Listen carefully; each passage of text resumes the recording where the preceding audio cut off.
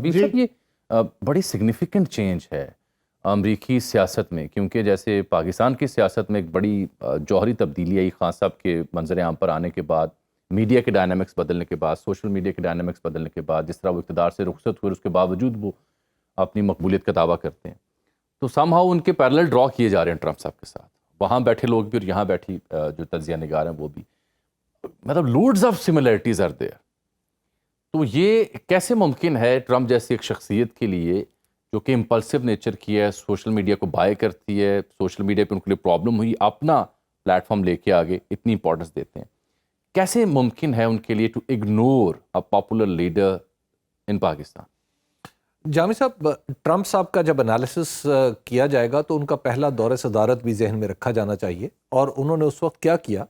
انہوں نے وہ تمام ان یوزول کام کیے جو ورلڈ آف ڈپلومیسی میں بالکل ناقابل یقین تھے اور ایسا لگتا تھا کہ جیسے ہو ہی نہیں سکتے. مثال کے طور پہ امریکہ کی طرف سے یہ کہنا کہ ساؤتھ کوریا سے میزائل سسٹم ہم واپس نکال لیں، امریکہ کی طرف سے یہ کہنا کہ NATO has to pay, Europe has to pay, اور امریکہ کا نارتھ کوریا کے ساتھ ہاتھ بڑھا کے مصافحہ کرنا، بلکہ وہ اس کے ساتھ چلے گئے. بالکل یہ ایسی چیزیں ہیں جو امریکن ڈپلومیسی میں کیا ورلڈ ڈپلومیسی میں ایک ان یوزول چیزیں تھیں. اسی طرح عمران خان صاحب کا بھی جو سٹائل ہے وہ بالکل ان یوزول رہا ہے پاکستان کی روایتی سیاست میں، اور آج بھی جو ان کے اوپر سب سے بڑا اعتراض ہوتا ہے عمران خان صاحب پہ وہ یہی ہوتا ہے کہ عمران خان صاحب روایتی سیاست کیوں نہیں کر رہے، وہ ایک نئے طرز کی سیاست کیوں کر رہے. تو اس سے دیکھیں امریکہ جہاں پہ دنیا میں دیگر حوالوں سے ورلڈ لیڈر ہے، وہاں پہ ٹرینڈز میں اس کی نشاندہی میں بھی ورلڈ لیڈر ہے. اور جب امریکہ میں سٹیٹ سٹرکچر کی ری بلڈنگ کی بات ہو رہی ہے، اس کی تشکیل نو کی بات ہو رہی ہے، تو پاکستان میں بھی آلموسٹ وہی بات ہو رہی ہے. امریکہ میں بھی پاور ڈسٹریبیوشن کی ری ارینجمنٹ کی بات ہو رہی ہے، پاکستان میں بھی دبے لفظوں میں یہی بات ہو رہی ہے، بلکہ دنیا کے کئی ملکوں میں یہ بات چل پڑی ہے. تو اس کا مطلب یہ ہے کہ جو ٹرمپ صاحب ہیں وہ ایک گلوبل ٹرینڈ کو بھی لیڈ کر رہے ہیں. وہ خالی ٹرینڈ سوشل میڈیا کا نہیں ہے، ریئل پولیٹکس کا ٹرینڈ ہے. تو اس زمینی حقیقتوں کو، ان زمینی حقیقتوں کو سمجھتے ہوئے یہ ایکسپیکٹ کیا جا سکتا ہے کہ ڈونلڈ ٹرمپ اپنے آؤٹ آف دا باکس جو ان کا طریقہ کار ہے اس حوالے سے کہیں بھی انٹروین کر سکتے ہیں. حبیب صاحب یہ بڑی اچھی بات ہے، شرح سود 22% تھی جنوری میں، اب یہ کوئی 13% پہ ہے. اور یہ دیکھیے نا، آپ تو اعتراف نہیں کر رہے، سرکار یہ کہہ رہی ہے کہ جو سٹاک مارکیٹ ہے اس نے کتنا ریکارڈ یہاں بنایا ہے. یہی نہیں بلکہ اس کے علاوہ جو IMF کا پیکج ہمیں وہ مل گیا، ساتھ جو مہنگائی کی شرح ہے وہ 28.3% تھی، اب کم ہو کے 5 یا 6% پر آ گئی ہے. تو یہ تو اچھے انڈیکیٹرز ہیں. اس میں ایک تو بنیادی بات یہ سمجھ لیجئے کہ جب ہم بزنس کو، جیسے ابھی خاقان نے کہا کہ جب ہم بزنس کو سٹرینگولیٹ کر دیں گے، اور یہ ہماری مجبوری ہوتی ہے کہ جیسے ہی ہم IMF کے پروگرام میں جائیں تو ہم اپنے آپ کو سٹیبلائز کریں. اس کو سٹیبلائز کرنے سے مراد کیا ہے؟ سٹیبلائز کرنے سے مراد یہ ہے کہ فرض کیا، چلیے PIA پہ بات ختم ہوئی ہے تو میں اسی نقطے سے پکڑ لیتا ہوں. ہم فرض کر لیتے ہیں کہ PIA 100 ارب روپیہ سالانہ نقصان کر رہی ہے، تو اس کا مطلب یہ ہے کہ PIA کو بند کر دیا جائے تو 100 ارب روپیہ بچے گا نا ہمیں. صحیح، ٹھیک ہے نا؟ سادہ مطلب تو یہ، لیکن اب دیکھیے کہ پھر اس کے بعد جب ہم 100 ارب روپیہ جب ہم بچا لیں گے تو PIA جو 100 ارب روپے کی بلیڈنگ نہیں کر رہی ہوگی تو ڈیفینیٹلی اس کے اثرات حکومتی خزانے پہ بھی آئیں گے، اور PIA کی بیلنس شیٹ بھی بہتر ہونا شروع ہو جائے گی. ایسا ہی ہوگا نا؟ ٹھیک ہے، PIA بغیر چلے ہوئے آپ دیکھیں گے کہ کچھ ہی عرصے میں اس کی بیلنس شیٹ برابر ہو جائے گی. جب ہم ملازموں کو بھی نکال دیں گے، مکمل طور پر PIA کو بند کر دیں تو دونوں طرف 0-0 آ جائے گا، اور آپ کہیں گے کہ دیکھیں ہم نے بیلنس شیٹ برابر کر دی. تو ایگزیکٹلی یہی کام ہمارے ہاں پاکستان میں ہو رہا ہے. اچھا، پاکستان میں بزنسز جو ہیں وہ کلوز ڈاؤن ہو رہے ہیں. پاکستان میں انٹرنیٹ آپ کو چلتا ہوا نہ کم ملتا ہے، رکا ہوا زیادہ ملتا ہے.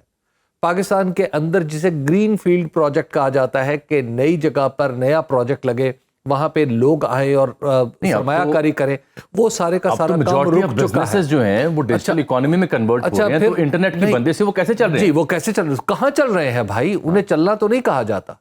اسی طرح پھر پاکستان کے اندر جو فری لانسرز، جو ابھی ایکسپورٹ کے نمبرز ہمارے جو امپروو ہوتے ہیں اس میں بہت سارا نمبر ہمارے فری لانسرز نہیں، وہ تو چیخ پیٹ رہے ہیں. اچھا، وہ چیخ رہے ہیں. اس کے بعد ہمارے جو آپ کا جو سروسز کی جو ایکسپورٹ تھی یہ اس میں آتے ہیں. اس کے بعد آپ ذرا ادھر آ جائیں، ہمارے ہاں جو یعنی جو امپورٹ کو جب آپ سکویز کر لیتے ہیں اس کا مطلب ہے کہ آپ نے ڈیمانڈ تو روک دی ہے، یعنی لوگوں کے پاس پیسہ موجود ہے، بعض لوگوں کے پاس جو ہیوز ہیں ان کے پاس پیسہ ہے، لیکن جب وہ لگانے کی جگہ نہیں مل رہی، جب لگانے کی جگہ نہیں مل رہی کیونکہ آپ نے امپورٹ سکویز کی ہوئی ہیں، تو آپ نیچرلی آپ اپنے نیچے بھی جو اس کا ڈاؤن سٹریم بزنس ہے اس کو بھی ختم کر دیتے ہیں۔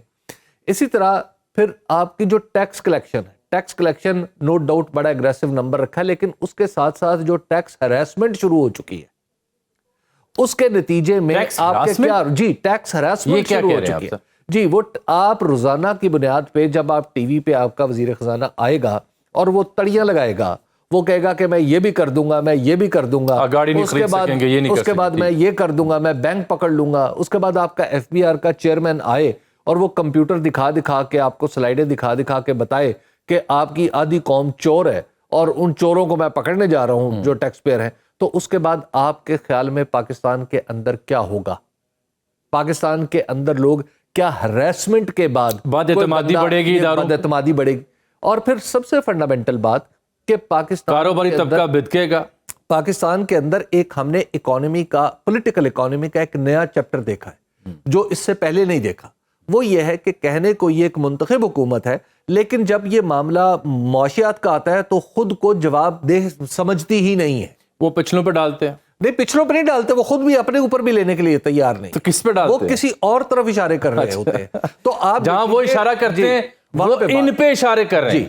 اب آپ دیکھیے کہ جب حکومت اپنے آپ کو معاشی حوالے سے جواب دہ محسوس نہیں کر رہی تو اس کا کیا انٹرسٹ ہوگا ٹیکس کلیکشن میں، اس کا کیا انٹرسٹ ہوگا کاسٹ آف ڈوئنگ بزنس کو نیچے لانے میں، اس کا کیا انٹرسٹ ہوگا کہ میں پاکستان کے اندر گرین فیلڈ پروجیکٹ شروع کراؤں۔ سال 2024 کا ہم جائزہ لے رہے تھے اپنی خصوصی ٹرانسمیشن میں، اور 2025 سے امیدیں باندھ رہے ہیں۔